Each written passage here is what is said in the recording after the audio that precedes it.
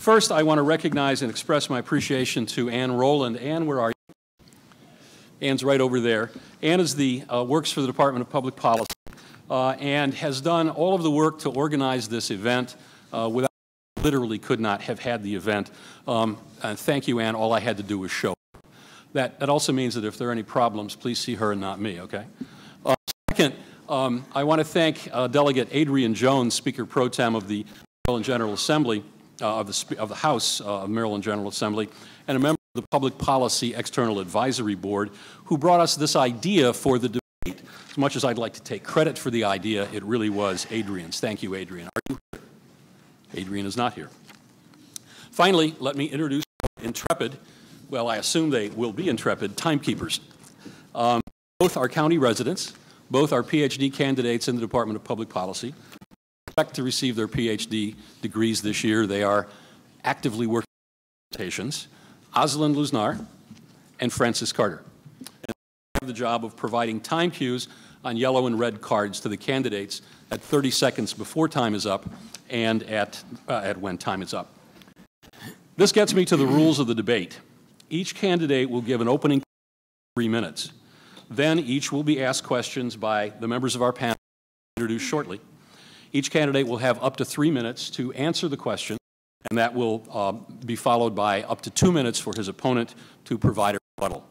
The next panelist will then ask the next question, and so on and so forth. After 1 hour of questions, there will be a 30-minute period during which the candidates will receive questions from the audience, questions that you have provided. You should have received, as you walked in, 3x5 cards and pencils. Write your questions on the 3x5 cards. If you haven't already handed them in, if you would hand them to either end of the aisle, and our students will come pick them up. I'd ask you legibly, because if I can't read them, I can't ask your questions. I also ask you not to write lengthy statements, but short questions. And finally, your names. I really don't want to ask anonymous questions. When you have written your questions, as I said, please pass them to the side. The cards will make it magically up to me. I will shuffle them, and then I will draw them randomly. I will ask the questions as they are drawn, unless the question has already been well covered in by the panelists. The House, when they're necessary to enable us to conduct the debate efficiently and to make most of the limited time available to us. First, no applause until of the debate. That means after the audience questions and answers. No groans, no grimaces, no hand gestures. You can laugh, appropriate, but no groans, grimaces, or hand gestures, particularly the hand gestures, okay? No campaign signs, though if you are wearing shirts or buttons or whatever, that's perfectly okay. No distributing of campaign or paraphernalia in the debate hall. That stuff is outside. And please turn off or turn to silent your phones, beepers, or anything else that is likely to go off during the debate. Before I introduce our panelists, I'd like to introduce our president of UMBC, Freeman Hrabowski. Freeman?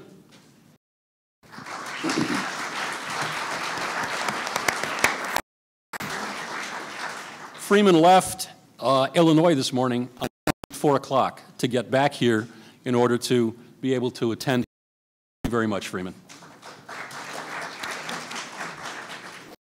Now I'd like to ask you to join me in welcoming our distinguished panelists. I will introduce them. Patricia Cook Ferguson is president of Baltimore County NAACP. She is a teacher in the Baltimore Public Schools.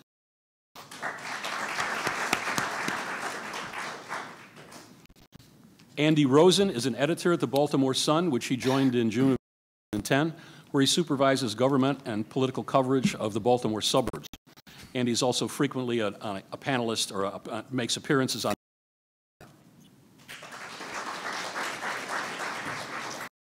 Brian Sears is the political editor of Patuxent Publishing Company papers in Baltimore County, which include the Catonsville Times and the Towson Times. Also a weekly contributor to WBAL Radio and a co-host of all local Texas Local on WCBM. And last but not least, of course, at least in the Bob Dylan song, Margie Slater Kaplan, who is past president of the League of Women Voters in County. and Vice President of the League of Women Voters of Maryland. She is administrator of a rehabilitation medical clinic here in Catonsville. Welcome our panelists.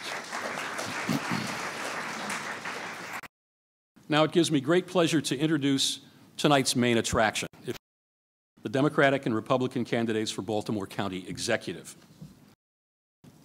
I'm going to introduce them in alphabetical order being something that professors know very well, and it's much easier than doing anything. Ken Holt is the nominee of the Republican Party, General Assembly from 1995 to 1999, the Subcommittee on Economic Education and Economic Development, to create the Maryland Prepaid College Tuition Program, and to secure for the Maryland Venture Capital Fund.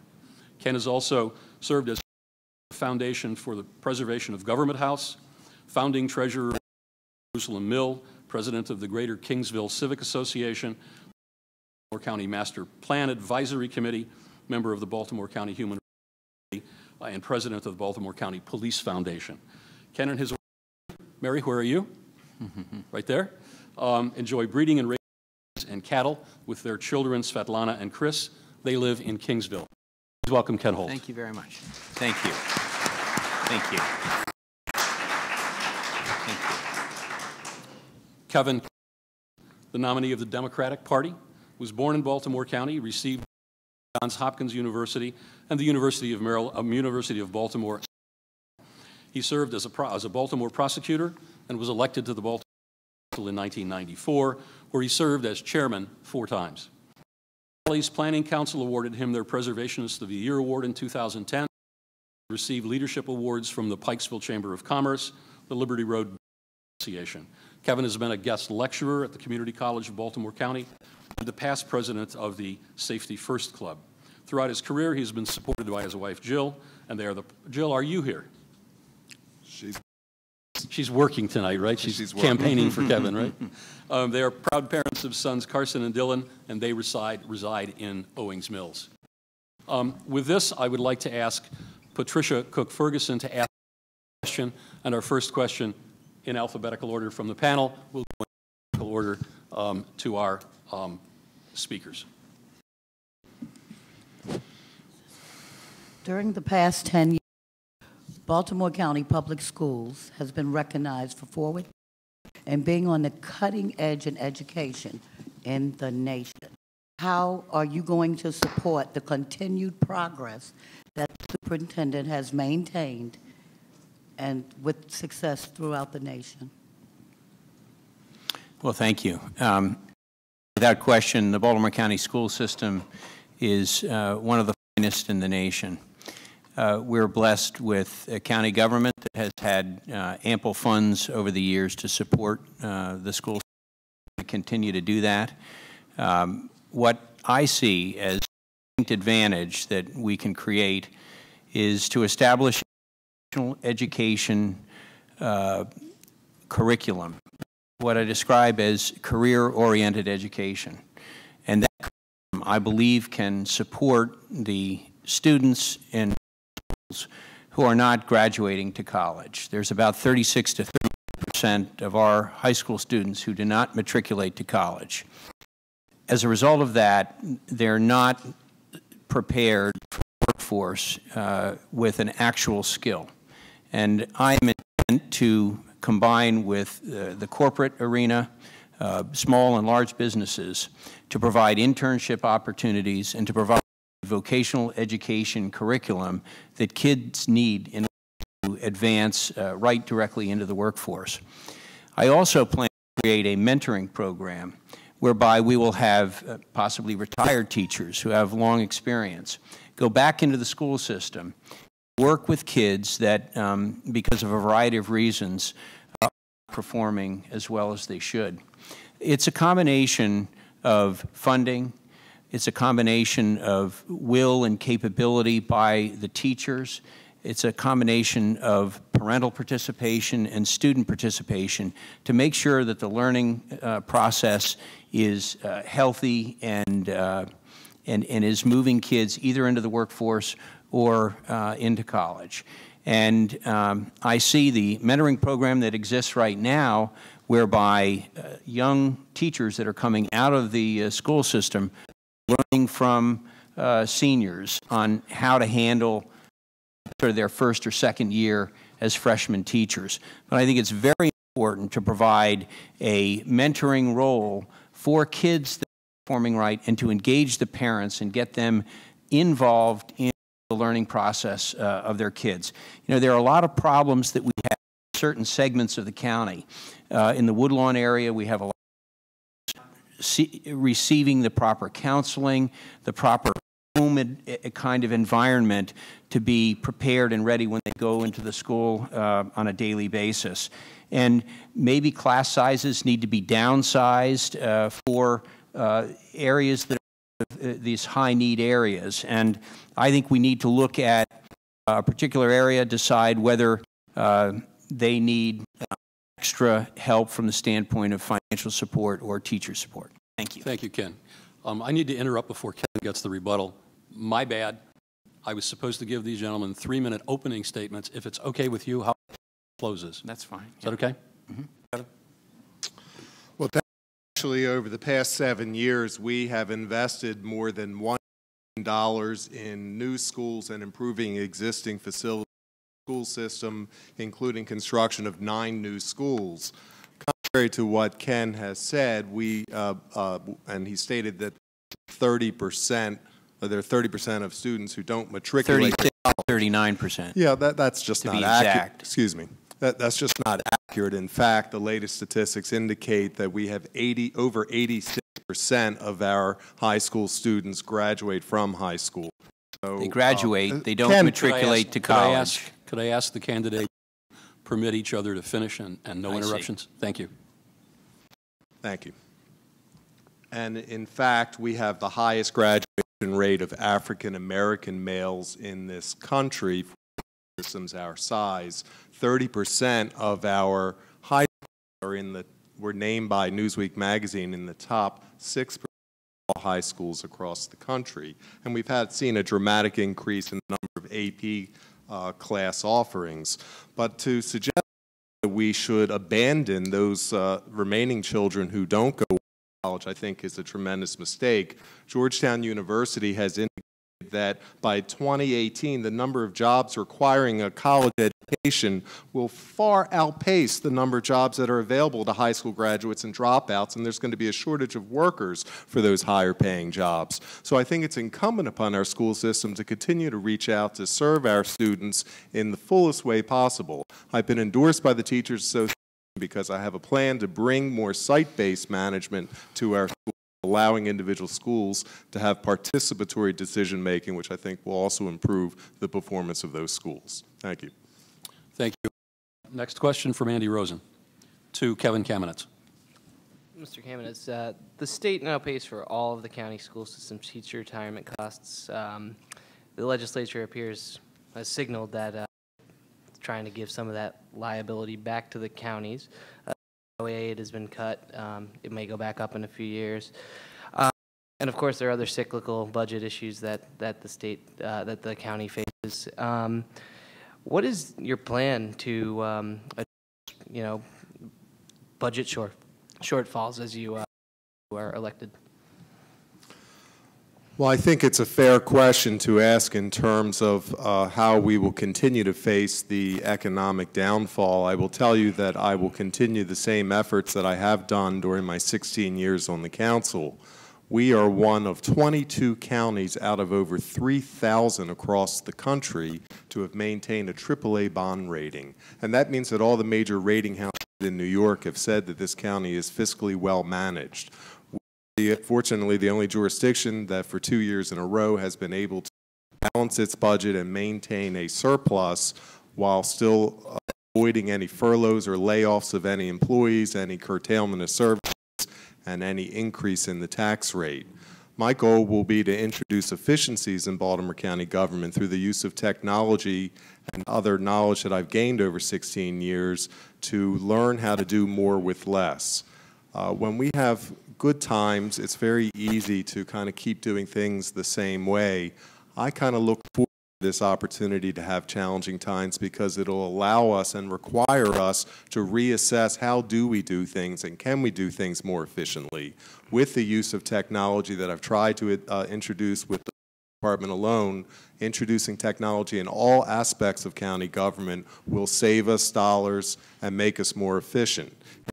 We've already asked our employees to make significant sacrifices to their employee health care and retirement systems, and I suspect there will be concessions that we'll have to continue to negotiate with our employees while keeping them employed and providing the services that this county needs and requires.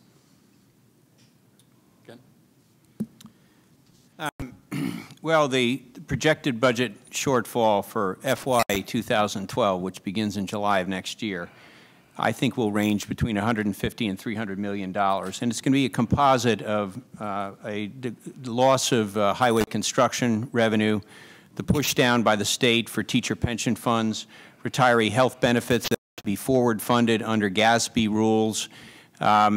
It will be a substantial amount of shortfall, and that hole in the budget has to be covered by efficiencies that are wrung out of.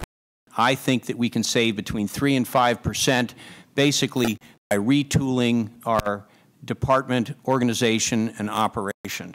We're not talking about furloughs or layoffs for any employees, whatever, but we're talking about simple efficiencies. BG&E every year takes a look at where the peak load times are.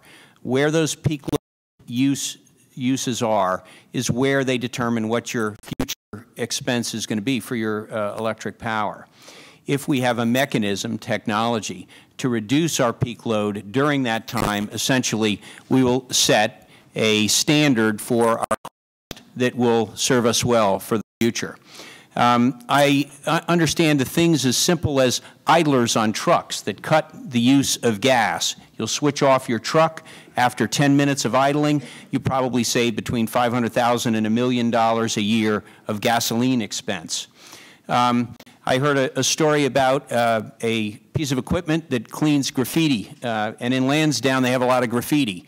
Unfortunately, that equipment is owned by Park and Recs. Park and Recs is not sharing with Department of Public Works, and the graffiti is not getting cleaned off, and the equipment sits idle. So I think that within government we can become very, very efficient and streamline, and that's how we're going to save about $80 million right off the top. Thank you. Next question from Brian Sears is for Kevin Kamenetz. I'm sorry, for Ken Holt. The Baltimore County Council over the last several years has asked the current administration for an outcome-based budget system. As county executive, can you tell the audience whether or not you would support such a system, and under what circumstances would you not implement such an outcome-based budget system? Well, outcome-based budget. I mean, it sounds to me like it's essentially budgeting based upon what you have an expectation to achieve. I think that you have to fundamentally budget in accordance with what your projected revenues from personal income and property taxes are going to be. So it's quite difficult to, especially in very lean economic times, and possibly when you don't know what the state is going to do with respect to the push down of cost to you. And maybe you don't even understand clearly what the shortfall in personal income tax revenue is going to be. Last year, the state of Maryland miscalculated how much income tax revenue would be forthcoming, and we had to pay them back a substantial amount of money. So I think that the prudent way of budgeting is not to establish affordability guidelines using a 5-year trailing average, as the county council did, but to establish a sense of what is personal income going to be in the future and use that as your metric for determining how much money you're going to have, and then based upon that available capital, you determine what you can do. I mean, clearly you want to have projects that you complete, and you want to have a game plan of accomplishment. But you can't accomplish things if you don't have the revenue and the income to do that. The creation of the spending affordability guidelines in 1992 has allowed this county to prosper in a way that no other county in this state has done so. So I totally disagree with Mr. Holt. I think adherence to the spending affordability guidelines has been a hallmark of fiscal prudence in this county. I believe that the greatest opportunity for a county executive in setting the budget is also to set a standard for measured accountability. That is, ensuring that there are specific goals within each department that are achieved for the dollar amounts expended, and by measuring those performance goals, we can determine items would be funded in future years. But you can't ignore the past when you're trying to balance a budget and predict what the future income is. To look at trends, and you have to see what has been the past set of revenue sources, and those do not fluctuate wildly. They're actually rather stable over a period of time, and I think that the way the county has operated, the proof is obviously in the pudding. Our history speaks for itself, and those are sound principles that continue. The next question is from Margie Slater-Kaplan, and it goes to Kevin Kamenetz. Since the county executive is the administrative leader in Baltimore County government and provides direction to the departments, how might your personal approach affect their functioning? Well, Margie, that's a nice question, too. I've had the luxury of serving for 16 years on the council under two somewhat different leaders, Dutch Rupersberger and Jim Smith, and I've tried to take opportunity to observe their differing styles and try and hopefully extract what I think are the positive traits that each bring to the office. Dutch was certainly a strong personality and had the ability to work well with a brand new council when we were first elected in 1994. Similar to what I think will be happening now, 5 out of the 7 council members will be new, and of course the county executive, Dutch, came from the council after 9 years of experience. He had that ability to work well with a new council and mentor them.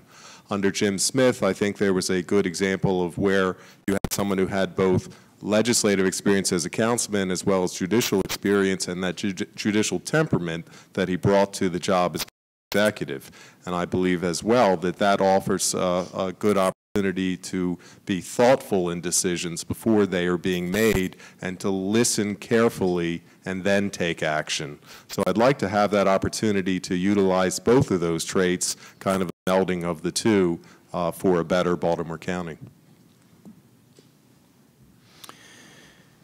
Well, I think it's important in life to have an open door policy so that any individual that works for county government will have access to the county executive and to be able to freely converse on issues of importance.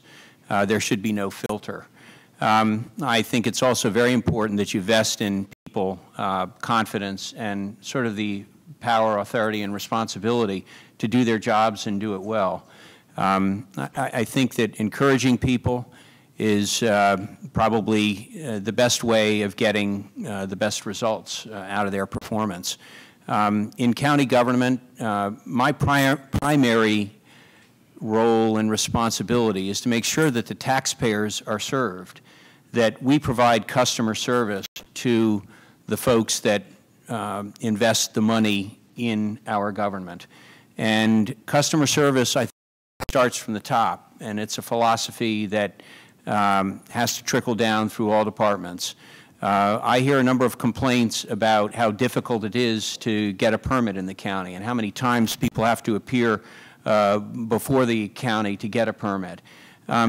That's not good customer service. And for a business leader who basically takes the risk and provides sort of the gravy to the county, for them to have to go before almost hat in hand, begging for an opportunity to do something is not the kind of customer service that I'm going to insist upon. So I think that we'll probably retool, realign a little bit of how county employees should operate, and maybe we'll employ sort of the Disney or the McDonald's philosophy of good customer service.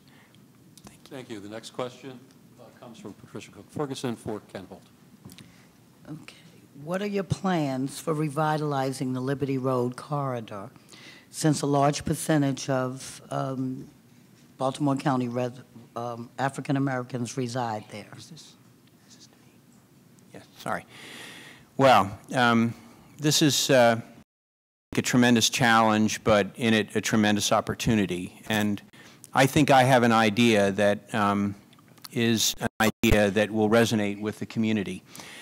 What I would like to do is to create a Negro League museum honoring African American athletes, and create a baseball diamond off of Liberty Road, flanked by 2 pavilions.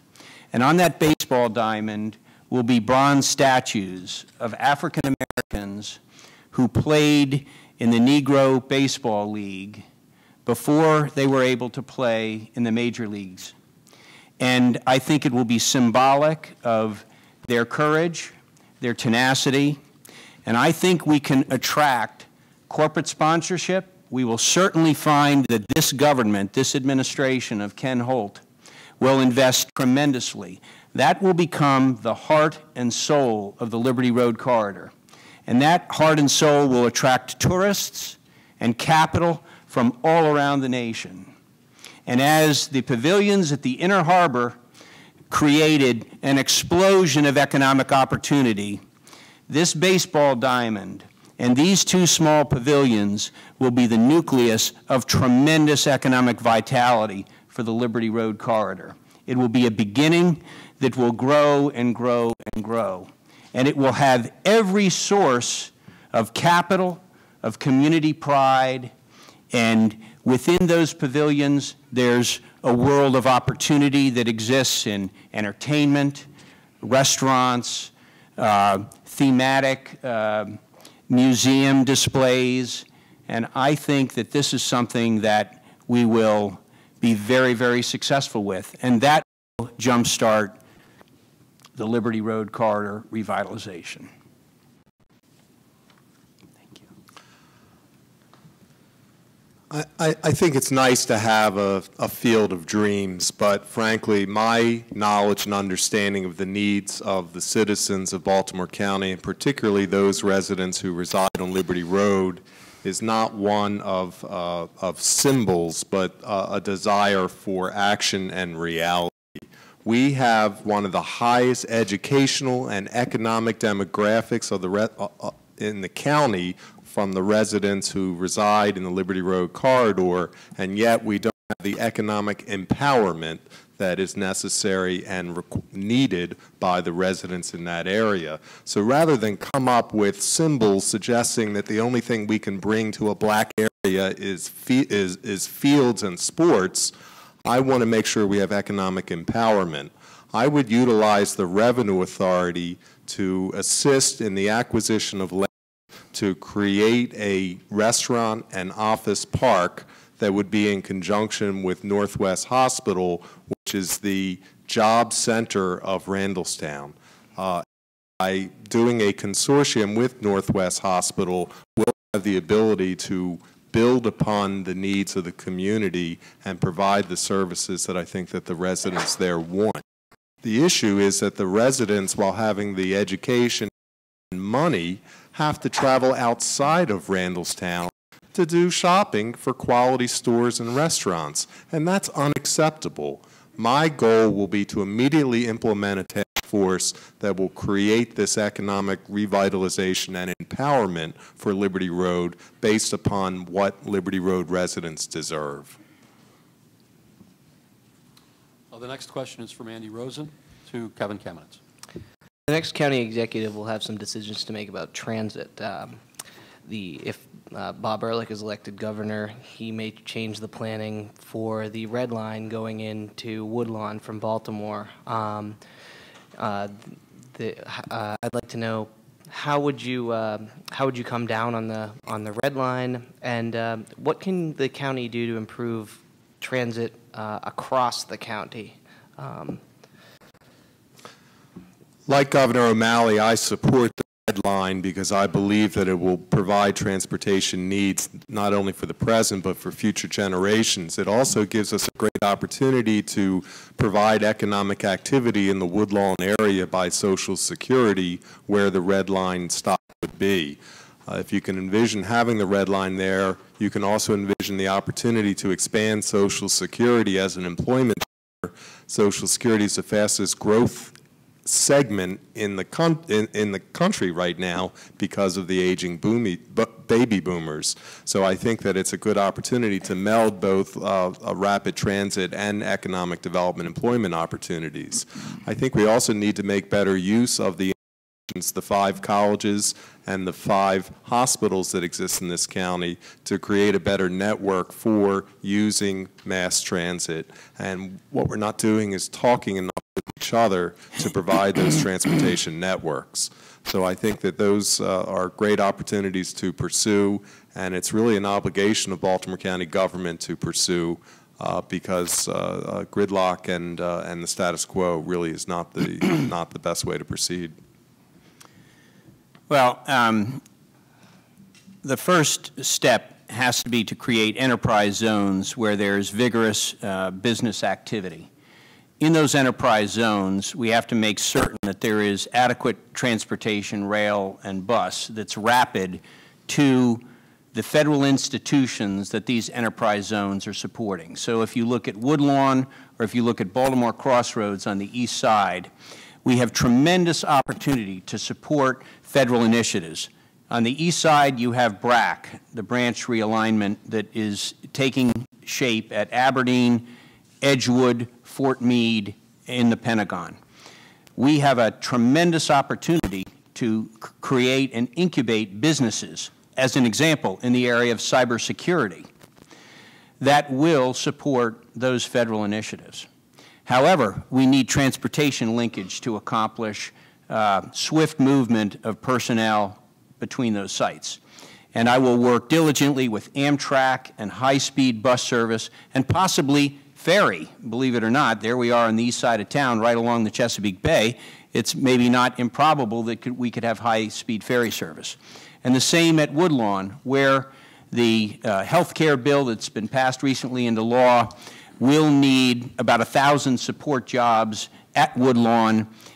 Those employees need to be able to access Pentagon, and that's where I think rapid bus, dedicated bus could work.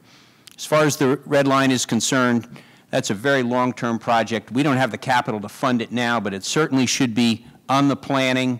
It is, an important federal initiative, and I would strongly support continuing the planning phase with the Red Line. Thank you.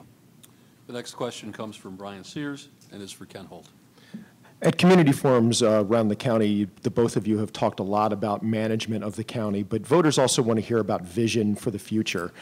What do you see in the future for Baltimore County over the next 4 to 8 years under your administration? What can the county be a leader in the state of Maryland, and how would you ensure that the county gets to that point? Oh, great question. Brian always asks great questions. The future is extremely bright for Baltimore County. One reason is that the economic recession that we're in right now will run its course. We might be halfway through. It's by no means over with. But I think as we get out to 2012, 13, 14, things will start healing with respect to the mortgage industry, the housing industry, the stock market, and I believe that there will be sort of a recovery and a rebuild of inventories in manufacturing and industry. Now is the time to sort of seed the programs in these enterprise zones that I referred to earlier. One of the great opportunities that we have, I believe, is the new Agricultural Research Center. If you would combine our vocational education program that I also described, and you fed young people into the Ag Research Center, where we are basically at the epicenter of food production and marketing on the eastern seaboard. I believe that we can create significant interest as a destination for people who would want to come into Baltimore County to consume our agricultural products that we grow here. And I think it's a great opportunity for young people to learn about food marketing, preparation, production, and that kind of thing.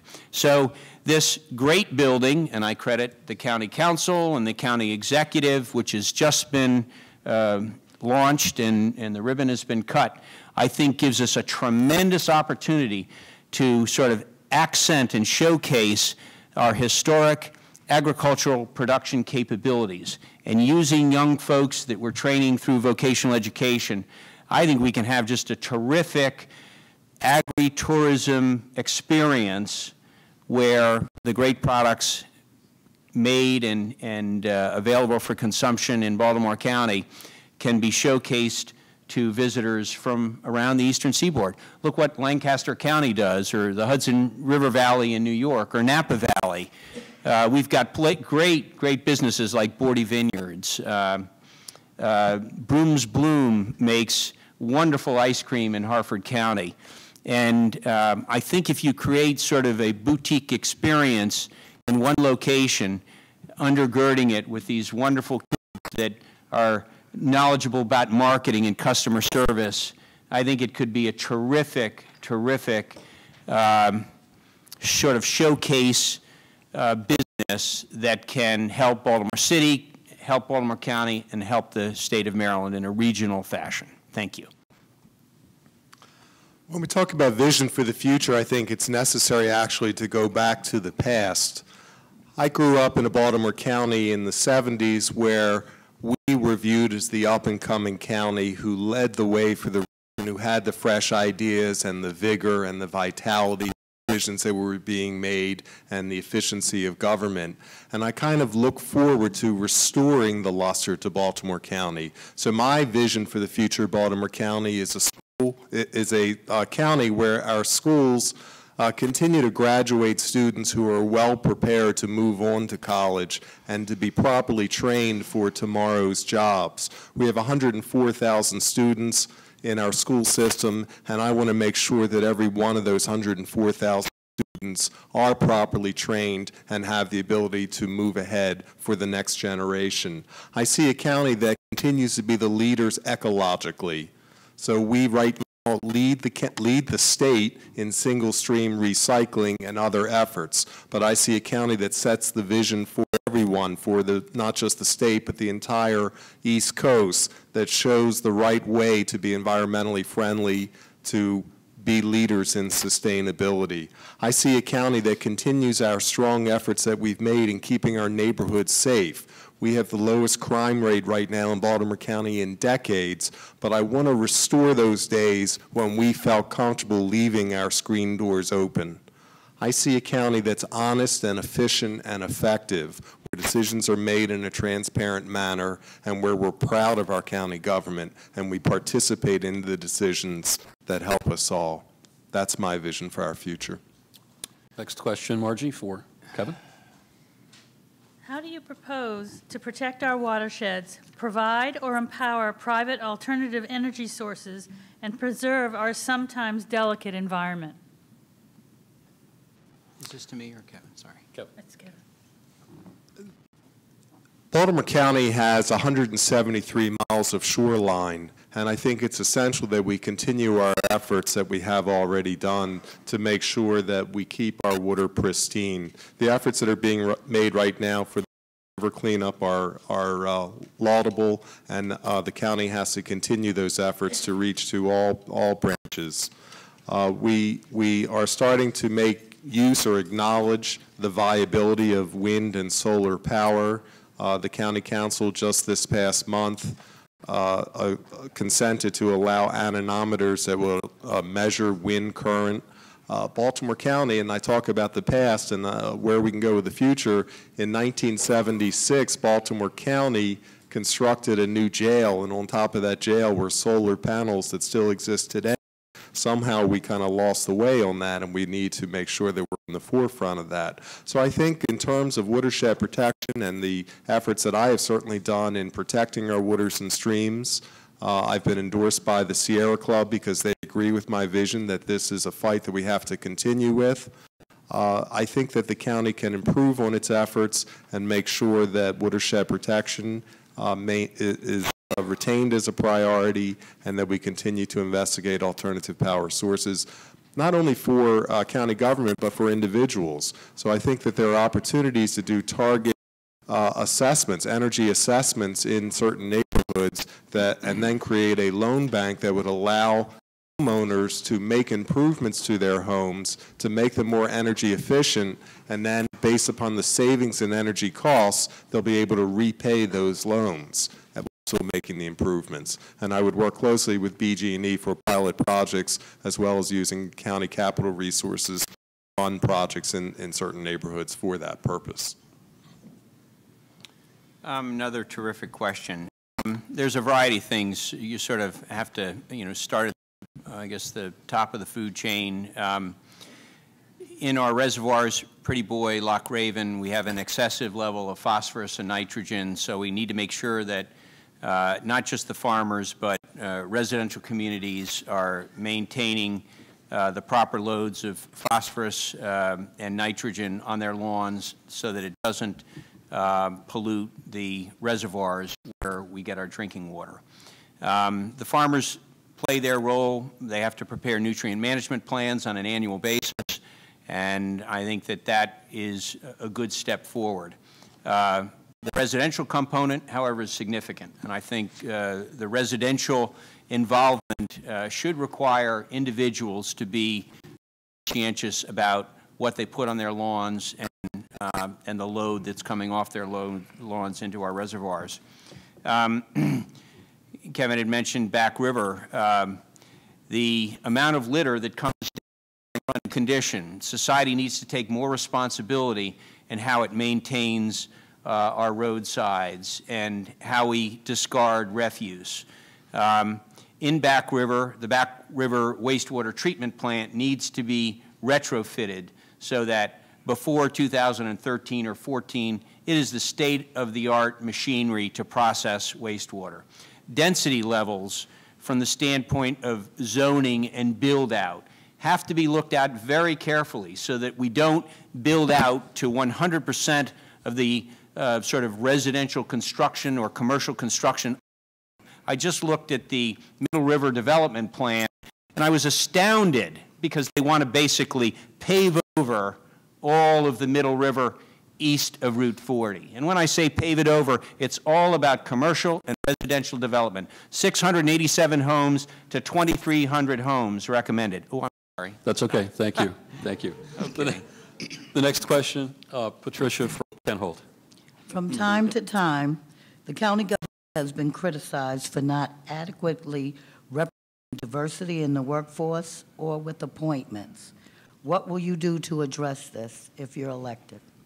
Well, there's absolutely zero tolerance for any kind of discrimination or unfairness in the workforce. And I think that would be a hallmark of my administration.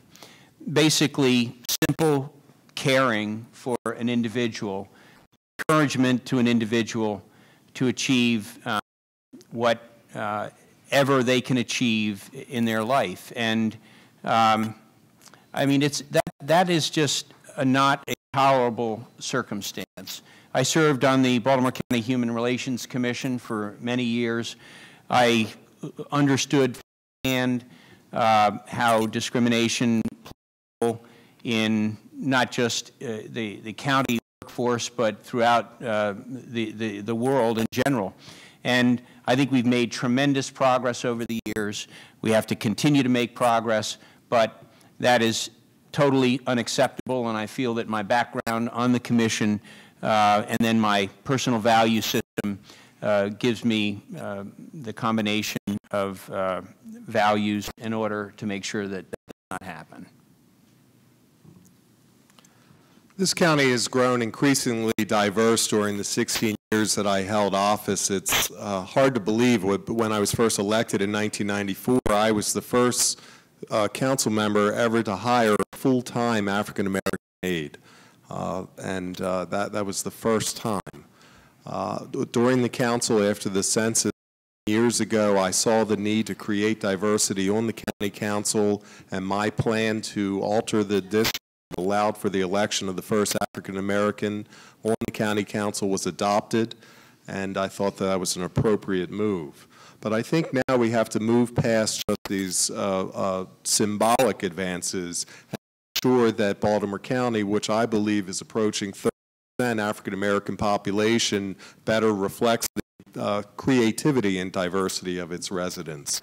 I think that the police department is an important area that we need to focus on to make sure we have a firm but fair police department and that there's proper sensitivity among police officers in their dealings with all members of the public.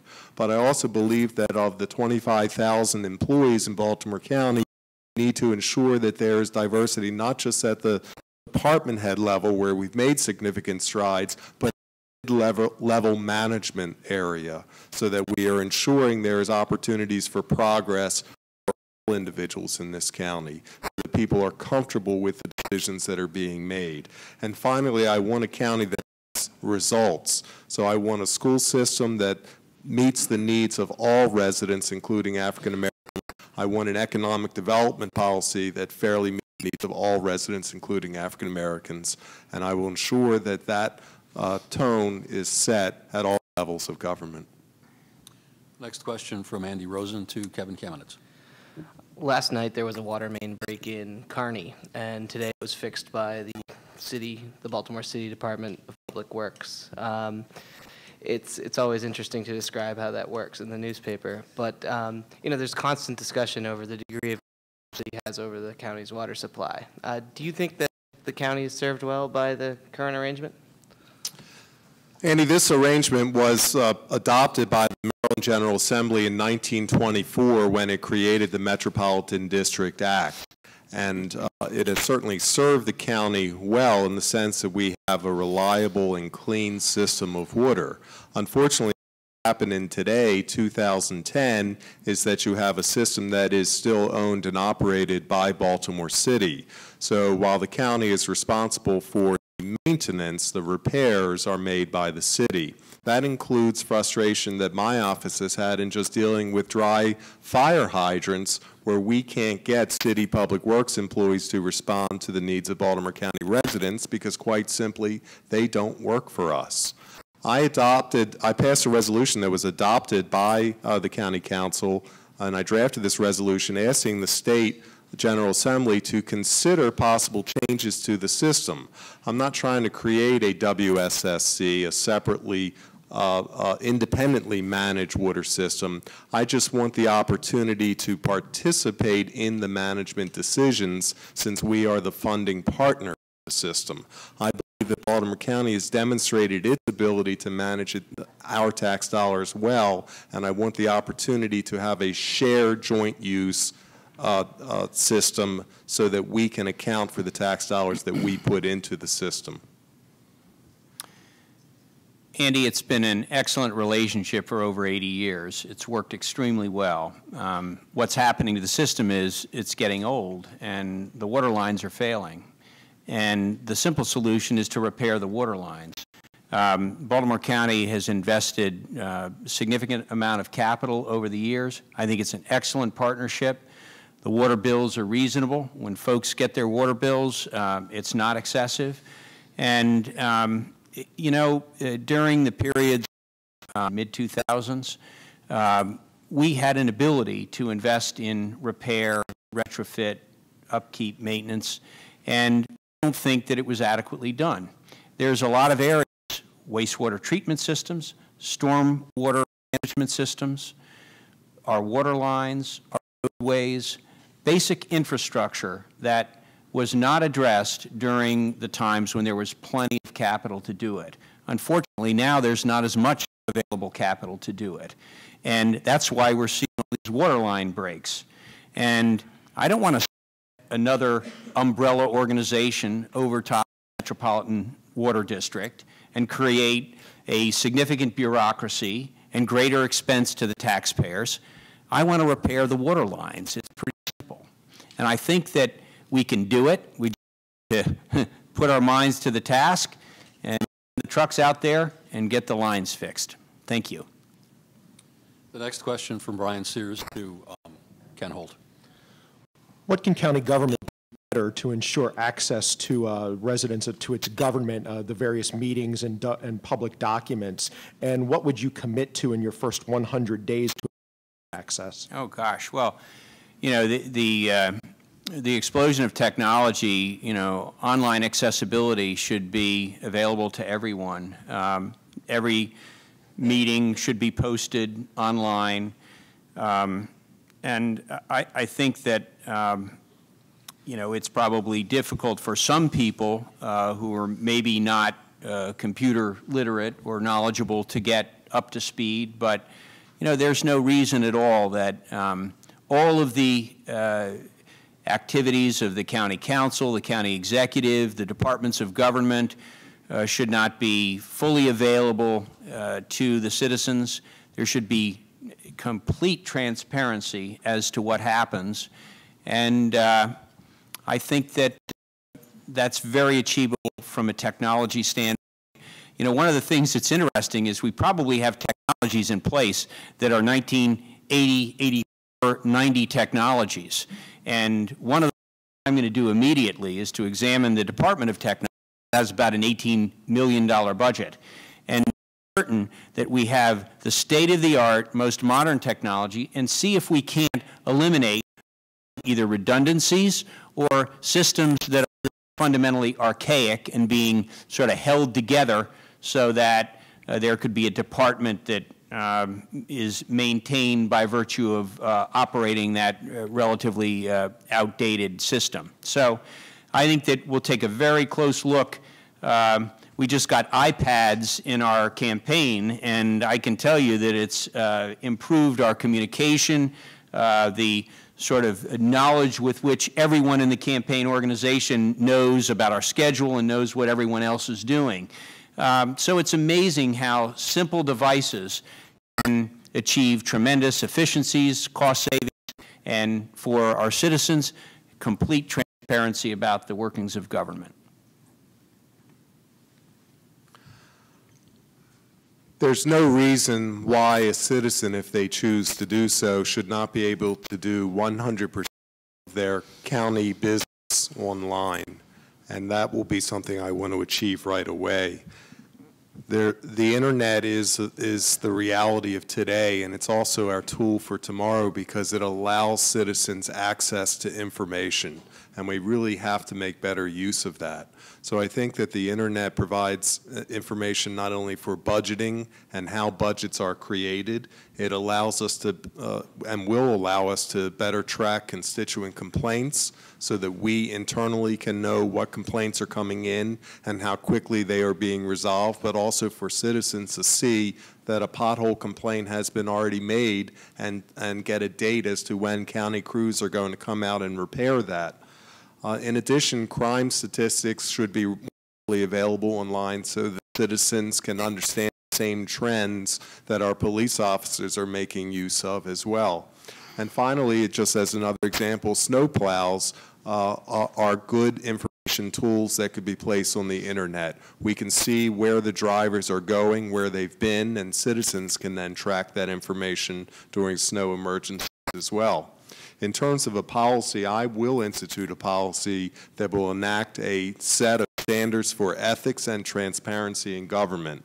I will do that within the first 100 days because it's important for all county employees, from the department heads all the way down to the snowplow drivers, to understand what the rules will be and shall be for honesty in government and accountability in government. So an ethics and transparency executive order will be forthcoming. Thank you. I've noticed a kind of odd pattern here, totally unintended, where the same panelists are asking the same candidates. So I'm going to ask Margie if she would take two questions, one for Kevin, and then follow that up with one for Ken, so we can sort of break that. So your first question would be for Kevin. Ken gets a chance to respond to that, and then a question for Ken. Could you do that? Sure. Thank you. We've had school board appointments by the governor for many decades, with several efforts at different processes for recommendations to the governor. There is now some interest again in modification of this selection system. How do you think school board members should be selected and why? Is that for me or Kevin? That's for Kevin. Kevin? It's been a frustrating system because 52 cents out of every county tax dollar is devoted to the Department of Education according to a mandate from state law, and yet Baltimore County government has no real say in the management or operation of that school system. Right now we have a governor, and it's been the governor for years, not just the present governor, who appoints the volunteer school board members, one of whom is in the audience tonight, who then appoint and hire the superintendent. And the superintendent is accountable only to that school board in reality, but also controls the flow of information to that volunteer school board, so they don't really have the ability to ask questions in a thorough manner. What I would like to do, first of all, is to give the school board an auditor so that they have the ability to ask questions on their own. But in terms of appointment process, the governor has no obligation to consult with local government in making those appointments. If we were to have and it's up to the General Assembly to change those laws. If the General Assembly deems it appropriate to have an elected school board, I would only support that if they had separate taxing authority, and that way they would be accountable, fiscally accountable for the decisions that they made. But in reality, I think that it would make more sense to allow the county executive, subject to council confirmation, to have some appointment authority over the school board, not to give a direction, so to speak, but to have some access and better flow of information and direction, which way the system should operate. Well, Kevin and I think, share some agreement on some parts of that. I would establish a school board nominating convention basically coming from the PTAs that would vet nominees and offer them forward. I think that that essentially gives the parents who have the vested interest a role in determining who the qualified nominees are. Those nominees, ideally, I would like to have them submitted to the county executive for appointment. If not, I would like them to be offered for election. So there'd be a nominee pool that become elected. Question for Ken Holt, Margie. Okay. Redevelopment of our downtown seems to have no specific formula for success. Catonsville's worked so well, Pikesville less so, and downtown Towson, which seems to have so many advantages, hasn't worked yet. Any ideas on how to capitalize on the successes for those less successful downtown redevelopments? You know, I think that generally the redevelopment initiatives in Baltimore County have worked quite well. A lot of the town centers, sort of the newer town centers, have done extremely well. And I think the redevelopment of older town centers has progressed, and maybe as you describe, with sort of intermittent success. But the first thing is you have to establish a heart and a soul of your community, and that is the town center. If you create a town center that does not have this nuclear heart and soul, and you've got it spread all around, you don't bring people to the library, to the education source or center, to a hospital source, and it's very important to accomplish that. With respect to Towson, I believe that we have a tremendous opportunity from the roundabout down basically to where the railroad line ended, just a little bit north of Burke Avenue. I think in that area we could create a pedestrian boulevard and walk around with sort of the radial feeder roads coming into it, with the central focus at the courthouse and a boulevard with new storefronts and offering maybe a farmer's market on one end, an entertainment facility on the other end, tied into Towson University. So I think it's sort of all in the idea. You reference Pikesville. One of the unique aspects of Pikesville is that the Jewish neighborhoods are so sound and secure with quality education, quality expression of religion, and they've actually attracted people from New York and elsewhere, and the housing values are quite strong in the Pikesville area because of that quality of life. Thank you. The next question from Brian Sears to Kevin Kamenetz. Oh, I'm sorry, Kevin, you get a rebuttal. Thanks. Sorry about that. That's okay. Baltimore County is very unique because we're the only county that has no incorporated municipalities or separate town taxes. And however, we are still a collection of small towns. And what has happened is that those small town centers have lost their identity. And I think it's important for the county not to take a cookie-cutter approach, but to analyze each particular small town and identify the priorities that we should try and approach. What's worked well in Catonsville has almost been a restaurant row.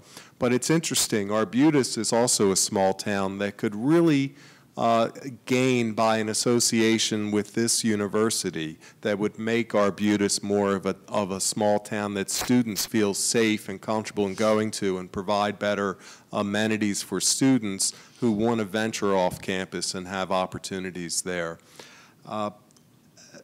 Towson is unique because it's the capital of Baltimore County, but we don't treat it that way.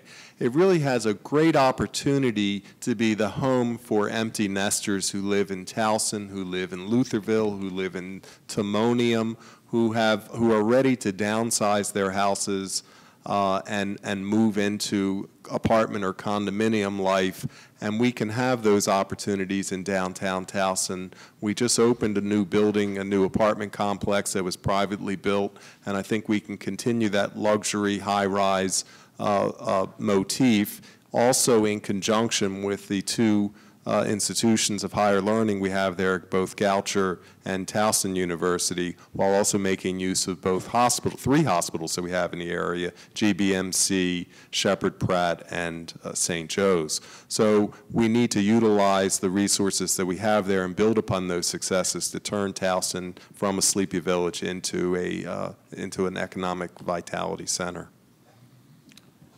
I'll get it right this time. Now the next question comes from Brian Sears for Kevin Kamenetz. Part of revitalization efforts in Towson are pinned currently to a project that is a little behind, known as Towson Circle 3. The county has committed about $6 million originally in cash, but now is going to ask voters to approve a bond measure, with the Revenue Authority picking up about $12 million to build a public garage for a private facility. Given the fact that the Revenue Authority is now reconsidering this and looking at whether or not it's financially viable for them to be involved, should the county be re-examining its involvement before it asks taxpayers to approve this bond measure? No, we should make the money available for the project, and the investors have indicated that they're still moving forward. And these are major property owners. They're not some out-of-towners. So the two major investors in Towson Circle live in Baltimore County, and they own substantial property in Baltimore County. So I know they want to ensure that this is a success. We need revitalization in downtown Towson, so it has to be done in conjunction with the game plan that I just indicated, where you're adding more residences to downtown Towson, and you're also making use of the students who are there, as well as the office workers in the hospitals. What's happening now is there's no one living in downtown Towson to a great degree, so there's no economic spin-off at night. Businesses can't thrive at night because there's no one out there. We need to ensure that we're bringing people there just both during the day and the night to have a symbiotic relationship. So I think we need to move forward with Towson Circle 3. I think it's the right move, but at the same time, we also have to encourage the growth of residential development in downtown Towson so that we'll have that ongoing commercial residential mix that will make these projects a success. So I don't want to lose that funding opportunity. I want to maintain it and build upon it. The Cordish Company is a great asset, great neighbor, great partner to Baltimore County and to the state of Maryland. And often I think it's the prerogative of government to make an investment in projects from the standpoint of grants or cost sharing or revenue anticipation notes or TIFs that suggests that we want to help our partner, our business partner, to establish a successful enterprise in anticipation of revenues that will come forward to the county in the future. And I think this is what in this particular project has been decided, and I think that in the judgment and wisdom of the county administration, they believe that it's a good partner and they need to assist the partner in constructing the parking lot, and that the money that they're forward funding in almost to the form of a grant is a good investment in the future of downtown Towson. And I don't disagree with that. I think that I would have ideas with respect to what kind of footprint of redevelopment in the heart of Towson is the right kind of footprint. And that's where I would weigh in from the standpoint of the quality of the business partner, and I think their ability to engineer a good project. I don't think there could be anyone better. We're running a little bit past time. We started a little bit late, but I do want to get, if I can, 2 more questions in from the panelists to even things off. But I would ask if the speakers would respond 2 minutes in an answer and 1 minute in a rebuttal to these final questions. Okay. And the next is from Andy to Ken Holt. Okay, to follow up on something from earlier, you talked about a $300 million budget deficit or shortfall. You talked about $80 million in savings you could find. I mean, where do you get the rest? Where do you get the rest of the money? Do you think that new revenues need to be considered, or do you think that like large wholesale program cuts are necessary, or how would you do it? Andy, it's you know, I'm giving you sort of the parameters of what I think the serious cost overhead could be, and I'm basically looking at the forward funding of the retiree health benefits as being a real big nut. I mean, it could be 100, 150, 200 million alone. So that's why I give you that number. The 80 million is my assessment of 3 to 5% savings that can be wrung out of the system. There's probably $180 million in savings accounts, rainy day, and a variety of other savings accounts. And in our capital budget, there are projects. Last year, we took $117 million out of the capital budget for projects that either had been completed and there was money left over, or projects that maybe weren't going to even be carried forth. So I believe that because of the fiscal stability and security of the county, we will be able to get through our FY12 budget in good shape. Things can happen in the economy that could sort of turn the tide for us.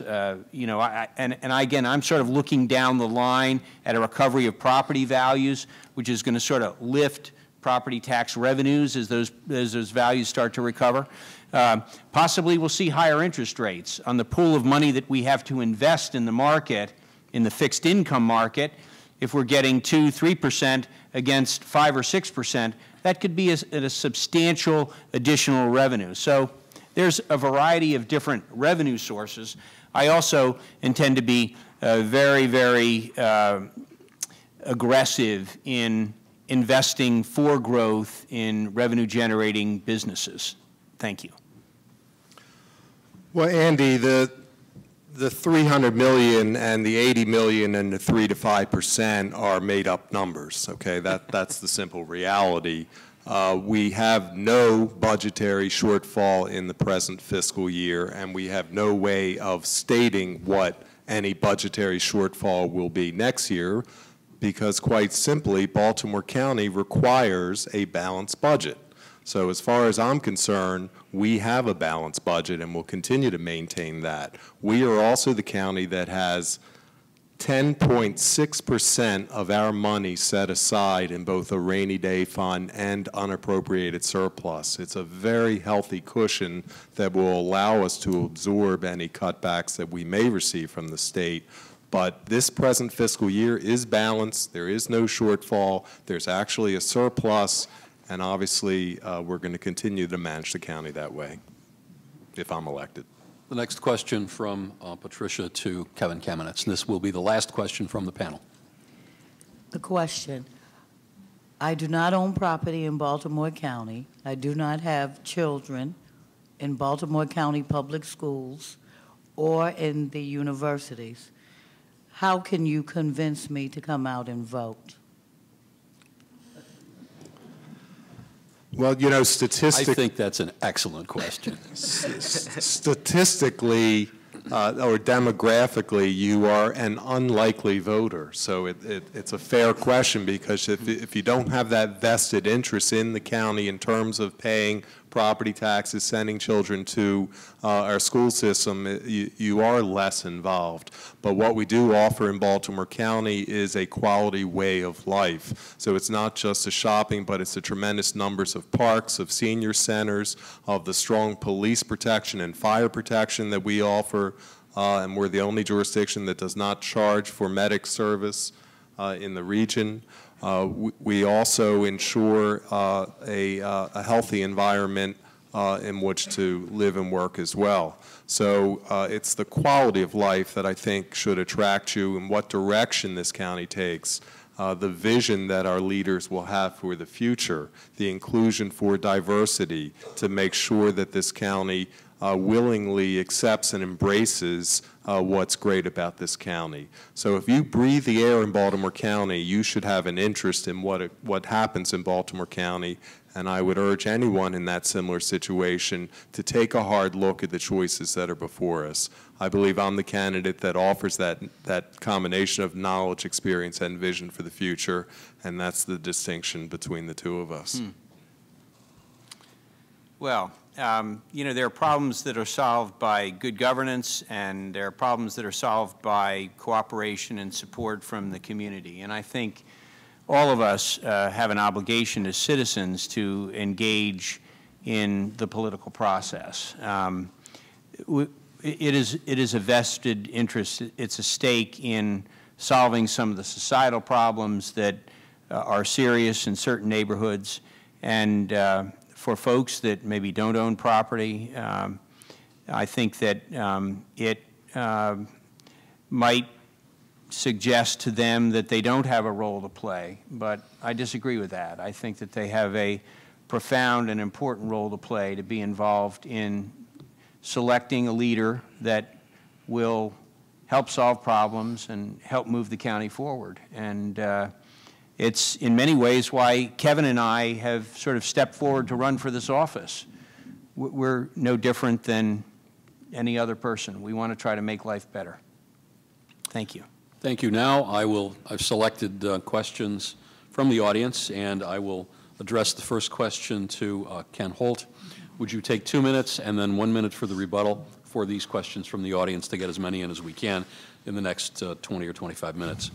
First question is, are you in favor of a county zoning commission that is independent of the county council and can make zoning decisions?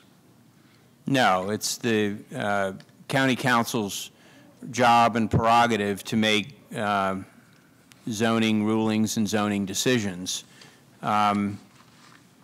With respect to establishing the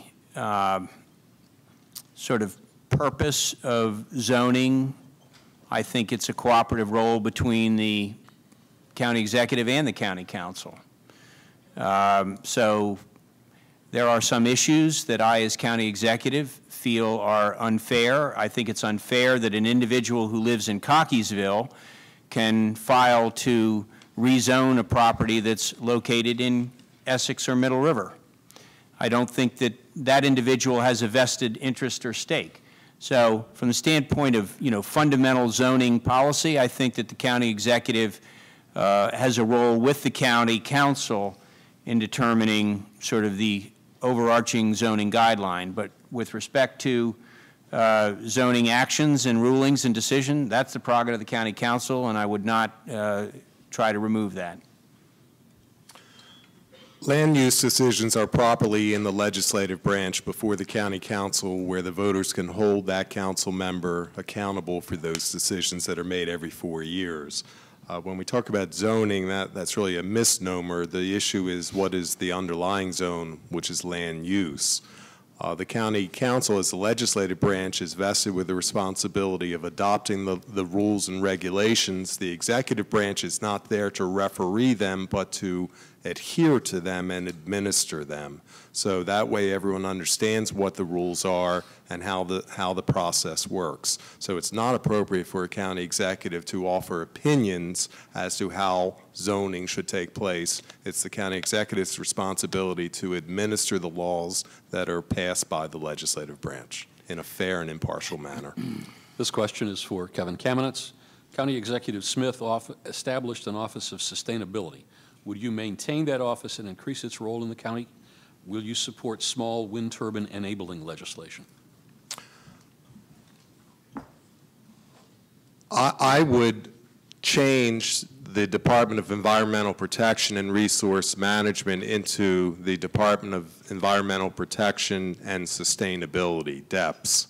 And I believe that would be the proper focus for sustainability efforts, as opposed to having an independent entity which now is presently charged with that responsibility.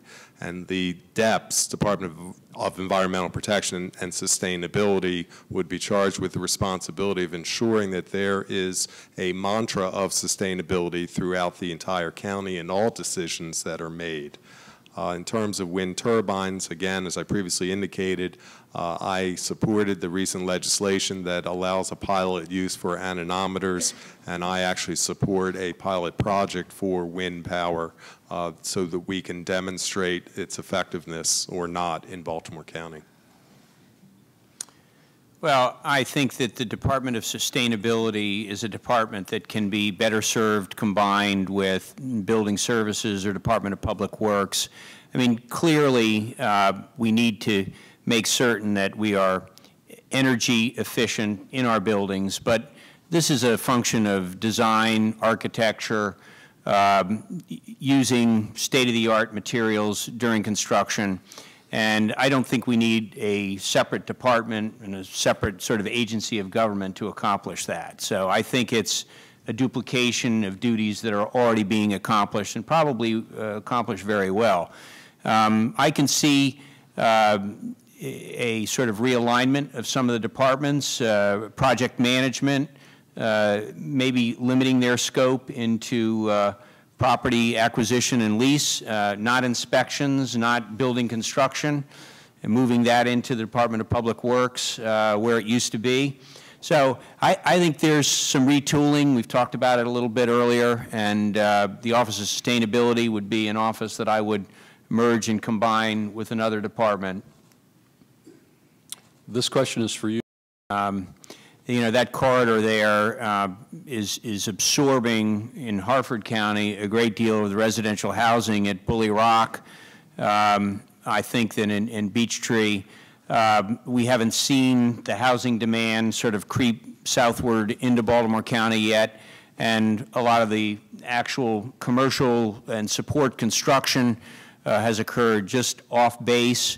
I think that what we need to do is to provide the sort of support industries in the area of cybersecurity and others that will be exactly what our government partners need.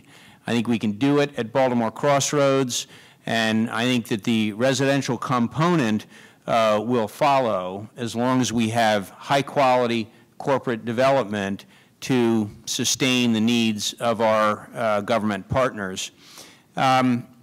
Certainly the quality of living in Baltimore County is virtually unrivaled. With our land use plan, our Erdl line, which is limited high-dense development within a certain region, we're in an enviable position to offer, you know, future employees of the companies that we're going to sort of nurture there excellent residential opportunities. And I think it's going to be a very sort of adequate process by which we can serve the commercial needs for the federal government and the residential needs for employees that will support BRAC. The county right now contributes to two entities, the Economic Alliance and the Army Alliance, to help promote our BRAC relations with both bases in Harford County and Anne Arundel County. And we did invest heavily to the tune of a $60 million road at Route 43, which is at the apex of 695, 95, rail and Martin State Airport. It's a great opportunity area that we had envisioned as kind of a middle ground between the two Army bases that would attract defense-related industries. But the reality has been that these defense-related industries are locating closest to the bases. And it's going to be a little while till they figure out that they can locate in the middle and save some commuting time and perhaps rent. So I think we need a new strategy for 43 as well as BRAC to try and identify how do we hit the second wave, because the first wave is already hit and we didn't maximize our capability on there. So we have to figure out what are the ancillary support mechanisms for these defense-related industries and how do we get them to locate in Baltimore County.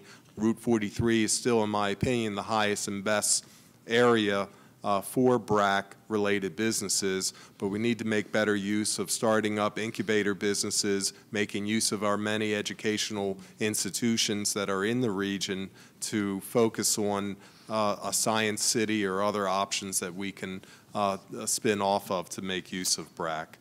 So I think it's an opportunity, and I want to push us a little further to maximize that opportunity. This question is for Kevin Kamenetz. While the Baltimore County Public School System is considered to be on the cutting edge, it still experiences many of the problems of school systems around the country. One such concern has recently been highlighted in the documentary Waiting for Superman concerning magnet schools and a lottery system. What future, if any, do you see for magnet schools in Baltimore County? Well, again, this is a policy decision of the Board of Ed, and as I'd indicated before, the county government itself does not have that direct ability to influence those decisions, but I've had a lot of opportunities to have discussions with the Department of Education every year during our budget review, and I started to question the need for magnet schools, especially, for example, at the elementary school level. Why do we have magnets at elementary school level? Magnet schools started as a way to achieve racial diversification, to get parents to want to go to a school that was not otherwise being fully utilized. And the concept was to apply better resources to that school to attract parents and their children to attend.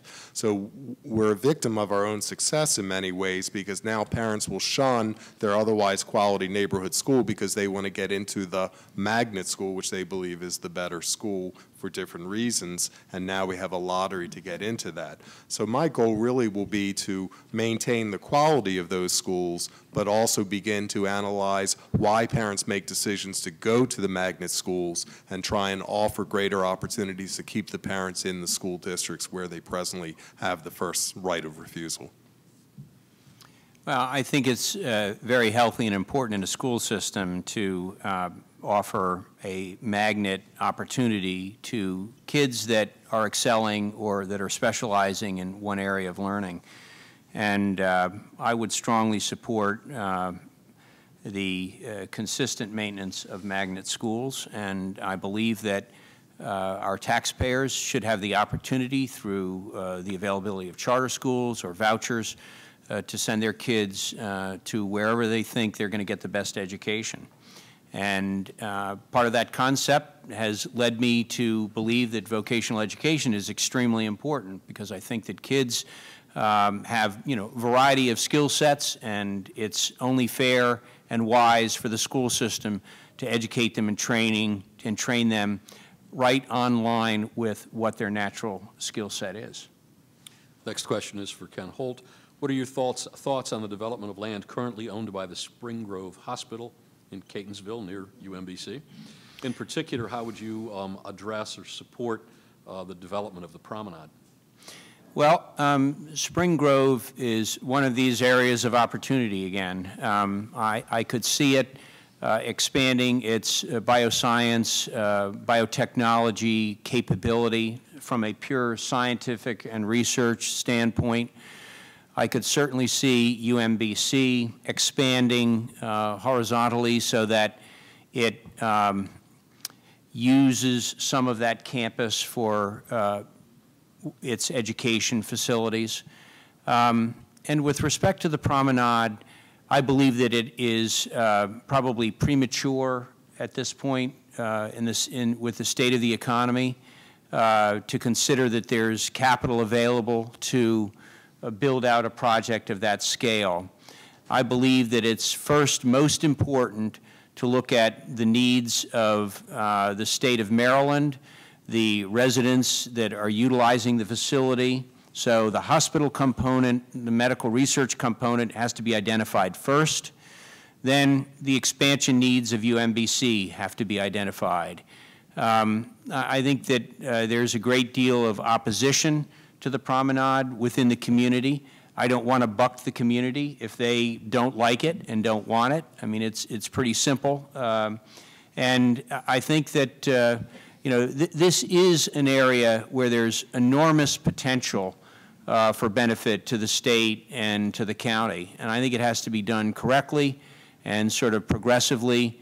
And I would see utilization of the facility by Spring Grove and by UMBC as the highest and best purpose at this point.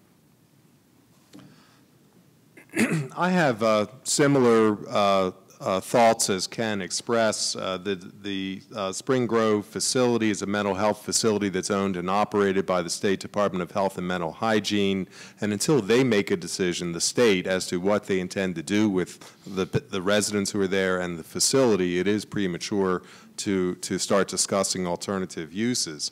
However, I would only relate the issue to what occurred in my district at the Rosewood facility, where the Department of Health and Mental Hygiene made a decision to close the facility, and originally they did it in a piecemeal fashion, but when the governor made the final decision to close the entire facility, I adopted a master plan study group that allowed all of the stakeholders, the community, residents, the adjacent property owners, to come together and make recommendations to the state as to a final disposition of that land.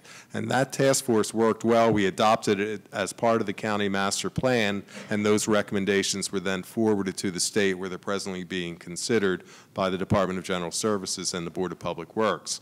I think that we need to ensure that same transparent process takes place at Spring Grove if and when the state makes a decision to dispose of the property. Next question is for Kevin Kamenetz. Please comment about the county executive's role. It says here past and future in the redevelopment of land that was once the Owings Mills Mall. Specifically state how you would act to influence the project in terms of particular facilities there, and especially such that it results in smart revitalization. Well, there are two parcels to the Owings Mills area. One is the Owings Mills Mall that was designed in the 1980s based upon a residential development policy that was never executed because the Army Corps of Engineers killed the lake that was to be the centerpiece of a single-family residential development. Right now, the mall is owned by 3 different parties, 2 of whom are in bankruptcy. They can't even agree as to the operation of their own businesses, let alone how to manage the mall together. What I'd like to do is to proceed with the development of the Owings Mills Metro Center, which is just south of the mall, where we recently announced, based upon my negotiations and conversations with the county and the developer, to proceed with the construction of a new Owings Mills Library and Owings Mills branch of the Community College of Baltimore County. That will jumpstart the Metro Center project, which again is being pursued by a local developer who has ties to the county, lives in the county, and is a significant property owner, to ensure that we have a quality development there. I think that would then lead to pressure on the Owings Mills Mall, quite frankly, to de-mall it and create more of a Hunt Valley Town Center type project there. Just yesterday, I met with the owners of the Hunt Valley Town Center, and I was trying to gauge their interest. Should the Metro Center move forward, would they have an interest in moving forward with a demalling of Owings Mills Mall as part of that project? And they indicated they certainly are receptive to that. So I think it'll take a couple years to get the mall moving, but with moving forward with the Metro Center is that first step. So demalling is now in the lexicon, just like Googling is. That's a good word. The Owings Mills Metro project could become sort of that jumpstart kind of project that could help Owings Mills Mall. I think that it's important to create the enterprise zone that I described a little bit earlier, because what we need to provide the business owners there, some of whom are in bankruptcy or coming out of bankruptcy, a good bit of sort of stability and certainty about what they're going to face with respect to tax cost. In enterprise zones, I would abate all of the commercial property taxes for a period of time while those businesses are getting back on their feet. There has to be specific incentive for sort of businesses to work out their problems and to come together. There needs to be a substantial planning process with respect to redevelopment of the mall. And there are multiple partners, that some of whom are dysfunctional, some of whom are not cooperating, to get together and to come sort of to the table and reach agreement. I do believe that the Owings Mills Metro can be sort of the initial trigger to that process. And I would hope that a component of my vocational education system could be centered at the Owings Mills Metro, maybe in conjunction with the community college build-out, maybe in conjunction with Stevenson University, which basically was created as a women's vocational education institution. So I think we've got a lot of potential and a lot of good ideas that we can affect there. You've got to start somewhere. I think Owings Mills Metro is the right place to start.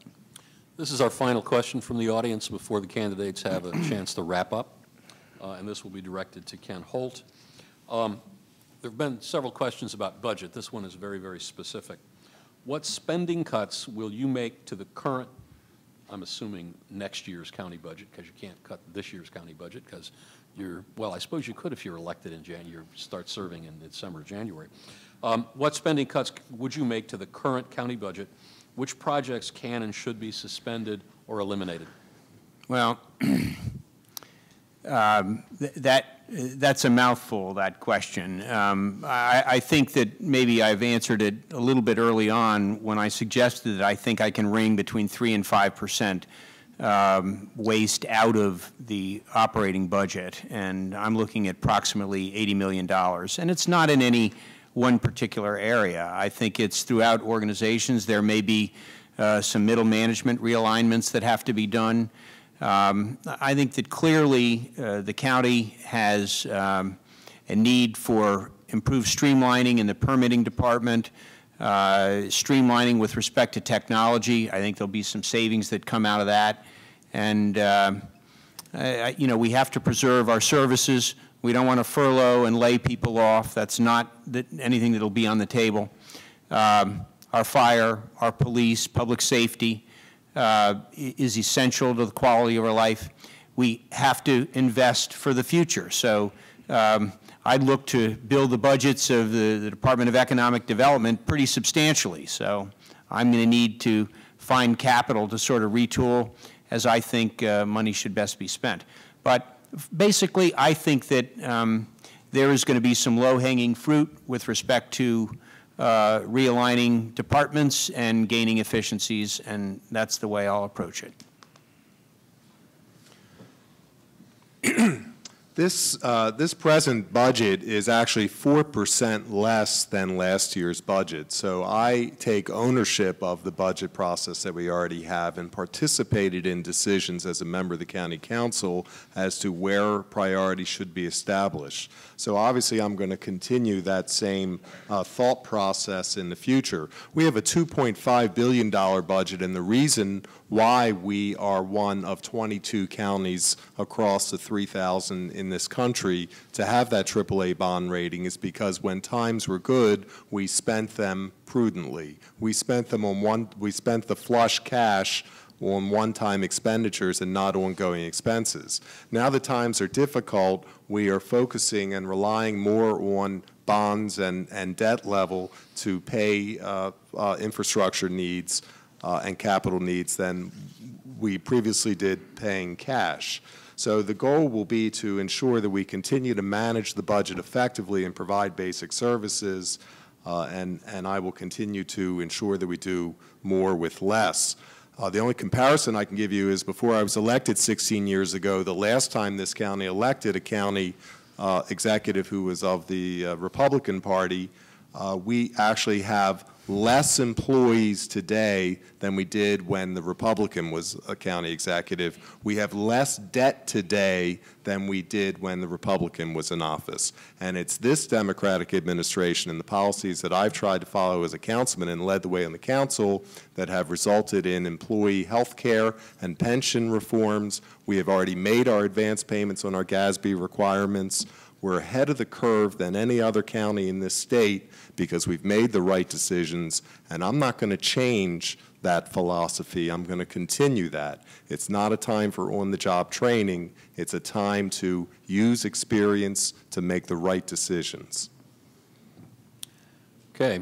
Now for final wrap-up comments. I'm going to ask Kevin Kamenetz to start first and Ken Holt to finish. Would you please try to hold it to 2 minutes for the sake of time? Mm-hmm. Well, folks, I have served for 16 years, and I think I have a track record that is measurable so that people get a sense of what they would get if they elected me as county executive. We've done a great job at keeping crime at its lowest levels in decades, and not just by per capita, but actual numbers of crimes. I've tried to be innovative. As a former prosecutor, I wanted to give police the tools they need to do a better job. It was my legislation that created surveillance cameras in our shopping malls, and as a result, violent crime is now down in those shopping centers by over 30%. I want to continue to ensure for the future that police have the tools and the technology they need to do a great job. It's also been my role as a councilman to ensure that we have quality education for our students. And in the past 3 years, we've had increasing rates of graduation. And as I indicated, we are presently at 86.4% graduation rate for our high school seniors. But I want more. I don't want vouchers. I don't want charter schools. I think that's offensive, quite frankly, because it says to us that we're not doing a proper job. So I want to ensure that our county schools provide that excellence that parents want and demand, and that our children have that quality education. I want a county that isn't just a leader in environmental causes today, but sets the tone for the future, not just for this county, but for the state. And frankly, I want a county that has a fiscal budget that is within our means and ensures that we're not just paying the bills of tomorrow, today, but that we have a sound future base to build upon. I'm running for county executive because not only just because I grew up in this county, but I've decided to be married here, have children here, raise our families here. I want to make decisions that don't just last for the next 4 years. I want to make decisions that last for a generation so that our children and our grandchildren have that same opportunity that we all had in this county. Thank you. Well, I first want to thank you, the organizers of the evening, for inviting us here. It's an honor to be a candidate for Baltimore County Executive. It's an honor to be before you and to express my feelings about how I think government should be run and the role of government in our lives. The issue of experience has been brought up a great deal, and I would suggest that a background that involves 25 years as a senior vice president of one of the largest international investment companies, experience that includes 4 years in the Maryland General Assembly, a race for the State Senate of Maryland, and a dozen years in voluntary service to the county in a variety of capacities more than qualifies me to be county executive. And it especially qualifies me during this time of extreme economic distress. We are in a very difficult economic time. We also are dealing with some very serious systemic problems of poverty. And I think that we need to, as a government, accomplish 2 things. Make certain that we live with less so that you can live with more. And in living with less, we improve our efficiency in the delivery of our services. We have a responsibility to make sure our education system is strong and vibrant, and we have a responsibility to invest for growth in our economy. And I intend to make sure that the hard-earned tax dollars of Baltimore County citizens are put to very, very good use in rebuilding and revitalizing our economy. And I want to thank you again for your attention this evening. Now that our time is up, I want to thank you, the audience, for being here with us this evening and participating in this very interesting and informative debate. I also want to thank a couple of partners that I neglected to thank at the beginning, and that is the College Republican Club and the College Democratic Club, who did an awful lot of organizing to help us out, and also the Student Government Association. Among others, they were standing out there handing you the cards so you could ask questions. I want to thank our panelists, Patricia Cook-Ferguson, Margie Slater-Kaplan, Brian Sears, Andy Rosen, and finally, well, also our intrepid timekeepers. You know, give them a hand. You did a good job. And finally, special thanks from me to Kevin Kamenetz and Ken Holt for being here tonight and for engaging with you in this informative, as I said earlier, debate. And vote early and vote often, okay? Thank you.